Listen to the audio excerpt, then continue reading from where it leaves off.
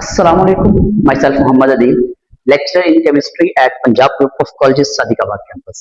जी बेटा, आज first year chemistry according to new syllabus हम second last lecture first year chapter second और उसका सेकंड लास्ट लेक्चर है कल इंशाल्लाह लास्ट लेक्चर होगा और चैप्टर 2 भी क्लोज हो जाएगा। और फिर मैंने आपसे कहा था कि मैं एक एक्सरसाइज पे लेक्चर होगा, मतलब एक्सरसाइज के शॉर्ट क्वेश्चंस पे, और एक लेक्चर जो है मतलब होगा एमसीक्यूज पे। एमसीक्यूज एक्सरसाइज में तो दिए हुए हैं, उसके अलावा एमसीक्यूज कौन से अलावा एमसीक्यूज जो मैंने कहा था कि इंशाल्लाह चैप्टर में से इंपॉर्टेंट एमसीक्यूज कोई उसमें से एमडी कैट में आने के चांसेस हैं, ई कैट में आने के चांसेस हैं, आपके टेस्टों में आने के चांसेस हैं। तो मतलब एक्सरसाइज के अलावा इंपॉर्टेंट एमसीक्यूज पे भी इंशाल्लाह एक लेक्चर होगा। अब मेरे मतलब टोटल 3 लेक्चर रहते हैं। एक कल वाला मतलब लास्ट लेक्चर होगा और उसके बाद एक एक्सरसाइज के शॉर्ट क्वेश्चन पे और एक एमसीक्यूज पे।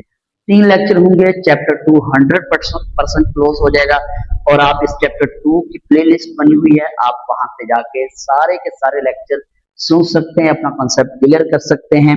तो इंशाल्लाह चलते हैं जी हम। सॉरी, मैं माइक देख रहा था कि चल रहा है कि नहीं चल रहा, वरना फिर बाजू का ऐसा भी हुआ था, एक बार मैंने लेक्चर सारा डिलीवर कर लिया और माइक बंद था, फिर मुझे दोबारा लेक्चर रिकॉर्ड करना पड़ा जी। फर्स्ट ईयर केमिस्ट्री में हम सबसे पहले वैलेंस इलेक्ट्रॉन्स पे आते हैं बेटा। वैलेंस इलेक्ट्रॉन्स क्या होते हैं भाई? पता है वैलेंस का मतलब आखिरी, आउटर मोस्ट। इलेक्ट्रॉन का मतलब electrons. The outermost electron of an atom और ion is called valence electron. क्या डेफिनेशन करेंगे? The outermost electrons of an atom or ion. The outermost electrons of an atom or ion are called valence electrons. इनको हम valence electrons कहते हैं। इनको हम valence electrons कहते हैं। और ये जो वैलेंस इलेक्ट्रॉन्स होते हैं ना, यही केमिकल बॉन्डिंग में फॉर्मेशन टेक पार्ट करते हैं। मतलब these valence electrons आप ये कह सकते हैं, these valence electrons can participate in chemical bond formation. Okay, यही यही जो होते हैं ना, ये वैलेंस इलेक्ट्रॉन यही केमिकल बॉन्ड फॉर्मेशन में पार्टिसिपेट करते होते हैं जी। तो आप कोई भी एग्जांपल दे सकते हैं। लेट्स सपोज मैं कहता हूं सोडियम। सोडियम का एटॉमिक नंबर 11 है। ये देखें 1s2 2s2 2p6 2 2 4 और 6 10 और 3s1। ये इसका वैलेंस इलेक्ट्रॉन एक आ गया, यही पार्टिसिपेट करेगा आगे बॉन्ड बनाने में। तो इसको हम वैलेंस इलेक्ट्रॉन्स कहते हैं। Classification of periodic table. Periodic table की क्लासिफिकेशन हम पढ़ चुके हैं चैप्टर 1 में भी। चैप्टर 1 में कि ये ब्लॉक्स इसमें इतने हैं, इसमें ग्रुप्स इतने हैं, इसमें पीरियड्स इतने, मैं डिटेल बता चुका हूँ। थ्योरेटिकल है, इसका कुछ नहीं बताना, लेकिन मैं कुछ हम पढ़ रहे हैं एक्चुअली इलेक्ट्रॉनिक कॉन्फ़िगरेशन। इस हवाले से, इस रेफरेंस से मैं आपको थोड़ा सा ना इसकी क्लासिफिकेशन इलेक्ट्रॉनिक कॉन्फ़िगरेशन के रेफरेंस से मैं आपको क्लासिफिकेशन पीरियोडिक टेबल की करके दिखाता हूँ। बेटा मेरे साथ रहिएगा। इधर देखेंगे, ये आपका पीरियोडिक टेबल है। मैं एक स्केच बनाने की कोशिश कर रहा हूं। ये देखें, ये आपका पीरियोडिक टेबल है, ठीक है। तो इधर तवज्जो से बात सुननी है बेटा। ये पीरियोडिक टेबल है आपका,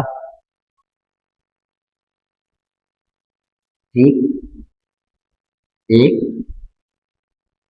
2 3 4 5 और 6, ठीक है। ओके, 1 2 3 4 5 6 और 7। आई थिंक बड़े हो गए थोड़े से। यहाँ पे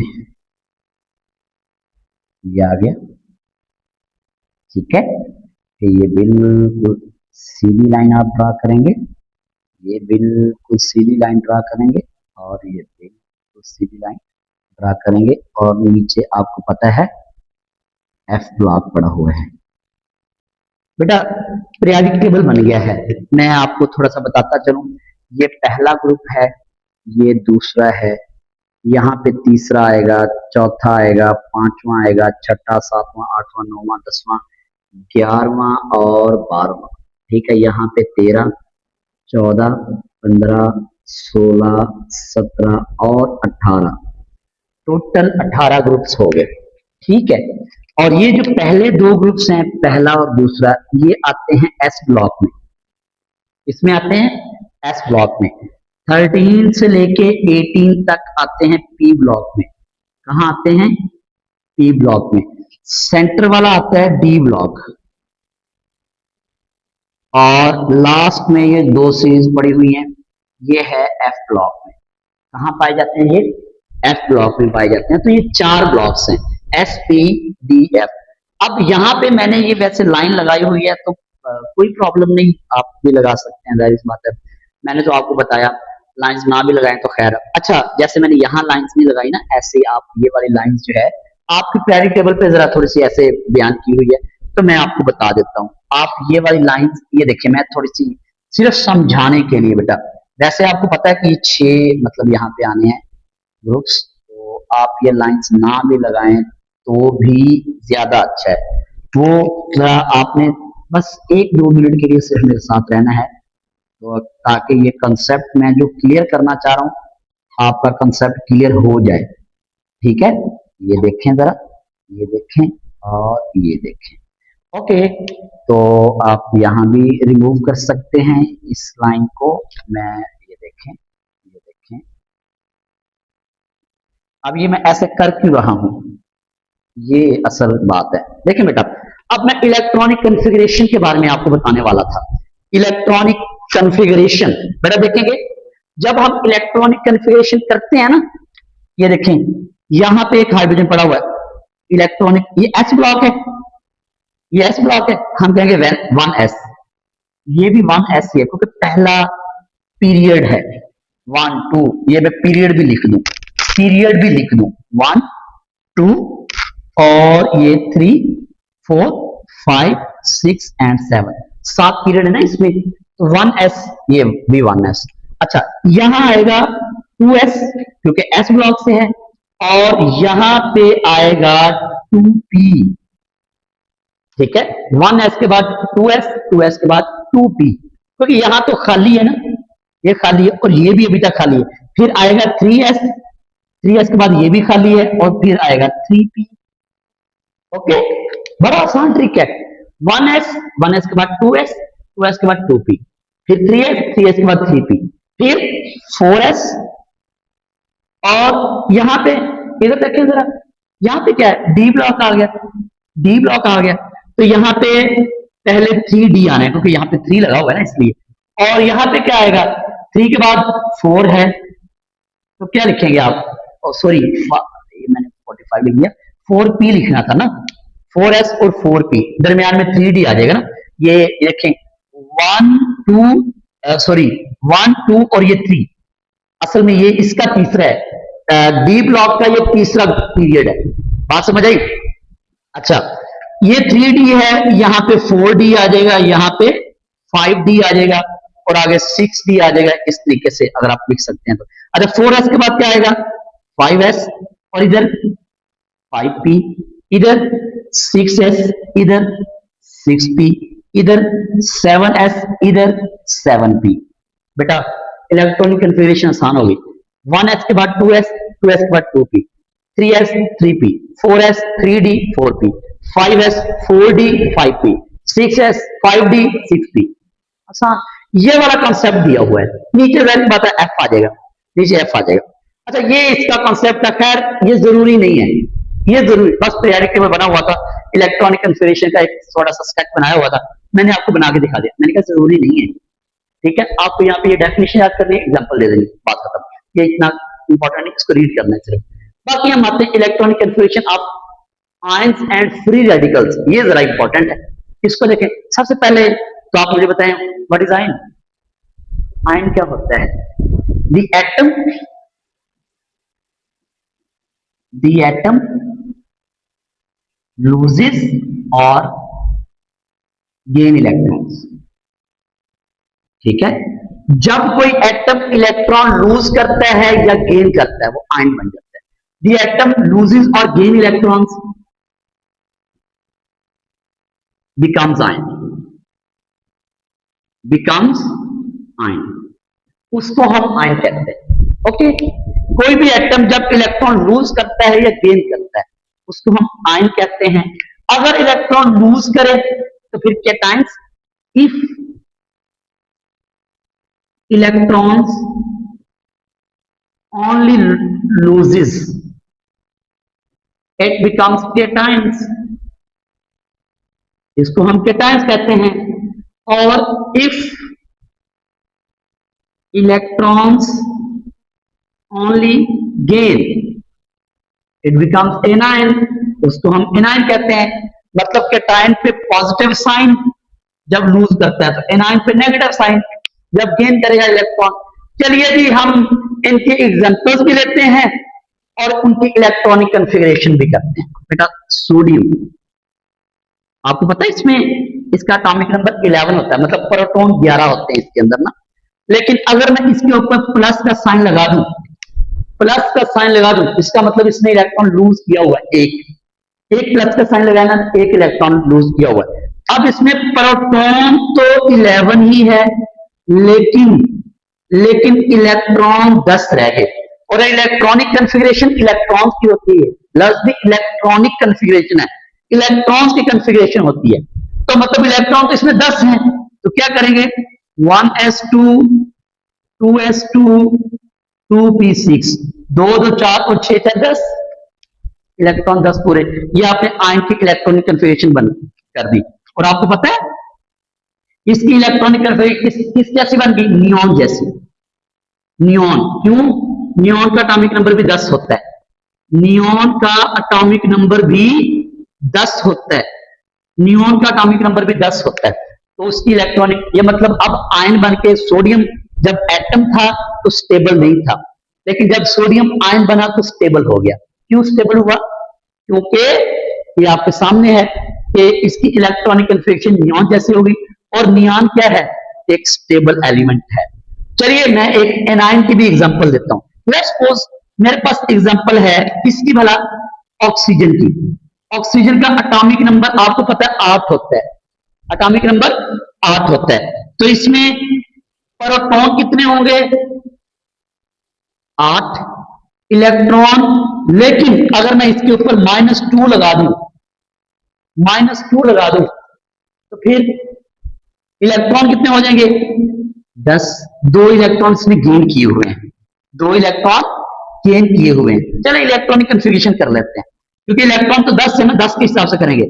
1s2 2s2 2p6, फिर से वही नियॉन जैसे, ये भी स्टेबल हो गया, ये भी स्टेबल हो गया। ठीक है, अगर इलेक्ट्रॉनिक कॉन्फ़िगरेशन नियॉन जैसी हो जाए, जैसे आपकी बुक पे उसने एग्जांपल दी हुई है, चलिए मैं आपकी बुक वाली दे देता हूं। सल्फर, सल्फर में प्रोटॉन 16 होते हैं, एटॉमिक नंबर जो 16 है।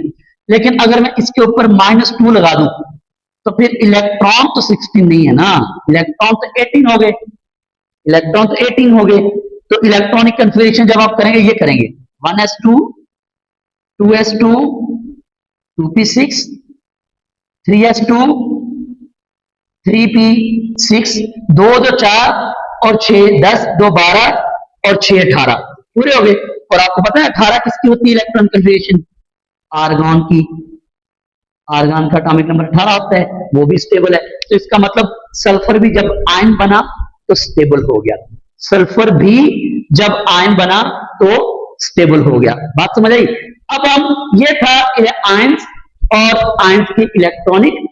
हम बात करने जा रहे हैं फ्री रेडिकल्स पे, फ्री रेडिकल्स पे। अब पहले सबसे, what are free radicals, free radicals होता क्या है। ठीक है बेटा, अनपेयर्ड इलेक्ट्रॉन्स का होना फ्री रेडिकल कहलाता है। क्या, दी प्रेजेंस ऑफ एन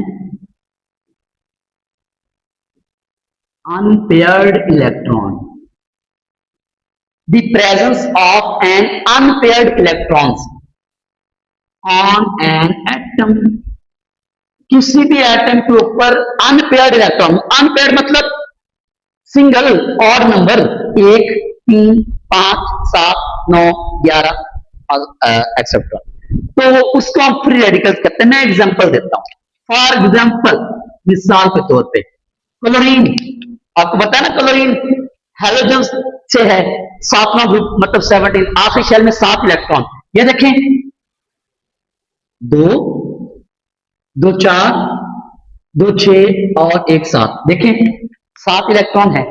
बाकी ये भी पेयर्ड, ये भी पेयर्ड, ये भी पेयर्ड। अब पेयर्ड दिखाना जरूरी नहीं है, लेकिन मैंने आपको दिखाया पेयर्ड दिखाना। आप इसको ऐसे भी दिखा सकते हैं क्योंकि 7 इलेक्ट्रॉन, एक तो अनपेयर्ड है, ऑड नंबर है। आप ये अच्छा इसकी डेफिनेशन ये भी कर सकते हैं, the presence of an odd number of electron on an atom, किसी भी एटम के ऊपर ऑड नंबर इलेक्ट्रॉन्स का होना, अनपेयर्ड इलेक्ट्रॉन कह लें या ऑड नंबर ऑफ इलेक्ट्रॉन्स कह लें, बात एक ही है उसको। अच्छा, इस कलरिंग को आप ऐसे भी शो कर सकते हैं, ये ले एक इलेक्ट्रॉन दिखा दें बस, बाकी पेयर दिखाने की जरूरत नहीं है। तो ये है जी फ्री रेडिकल्स, ये क्या है फ्री रेडिकल्स। अब इसकी भी इलेक्ट्रॉनिक कन्फिग्रेशन हम देखते हैं, सेम ही है, वही है इलेक्ट्रॉनिक कन्फिग्रेशन। ये देखें क्लोरीन का एटॉमिक नंबर 17 होता है, उसमें फ्री रेडिकल एक इलेक्ट्रॉन जो आने पे हम साबित भी कर लेते हैं, देखिएगा जरा 1s2 2s2 2p6 3s2 3p, देखें 2 2 4 6 10 2 12 और 5 17, अनपेयर्ड है यार। देखिए 2 इलेक्ट्रॉन फिर 2 इलेक्ट्रॉन, ये तो पेयर्ड हो गई, 1 इलेक्ट्रॉन 5वां, मतलब ऑड नंबर ही है। आप ये कह रहे हैं ऑड नंबर ही है, वैलेंस शेल में ऑड नंबर ही है, तो मतलब ठीक है, आपने इलेक्ट्रॉनिक कन्फिगरेशन कर दी और फ्री रेडिकल की डेफिनेशन विद एग्जांपल भी दे दी आपको। अच्छा, ये तो था सिंपल एलिमेंट की फ्री रेडिकल के एग्जांपल दी, तो कहता है कोई कम्प्लेक्स एग्जांपल दें, कोई कम्प्लेक्स एग्जांपल दे फ्री रेडिकल, तो कोई बात नहीं, ये ले, ये इसके ऊपर एक डॉट लगा दें, ठीक है, आप इसके ऊपर डॉट लगा दें मिथाइल ग्रुप के ऊपर, तो ये आपने कम्प्लेक्स एग्जांपल भी दे दी फ्री रेडिकल की। बेटा इतना सा हमारा ये लेक्चर था, मैं उम्मीद करता हूं आपको समझ आ गई होगी और अच्छी समझ आई होगी। अल्लाह ताला आपका और मेरा हामी नासिर को दुआ में याद रखिएगा। अल्लाह हाफिज।